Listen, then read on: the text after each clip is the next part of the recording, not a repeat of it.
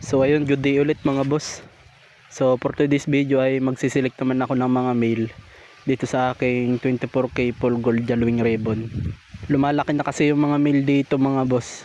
So kailangan ko na talagang alisin para hindi masundutan yung mga female dito. Dito ko lang naman yan sila ililipat sa kabilang tab mga boss. Doon sa mga adult ko ng 24K tsaka doon sa mga joby size na feeder koi. So itong isa na to mga boss Jalwing. Ito nga pala yung magiging kasama nila dito sa tab na to mga boss.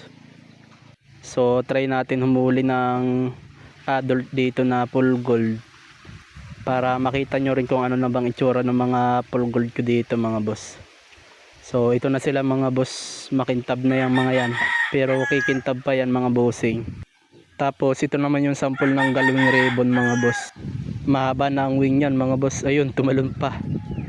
So medyo naiiya sa camera. Pero huliin ulit natin mga bossing. Ayan oh. Pahaba na ng pahaba yung kanyang wing. So maganda din yung wing niyan mga boss, may kulay talaga.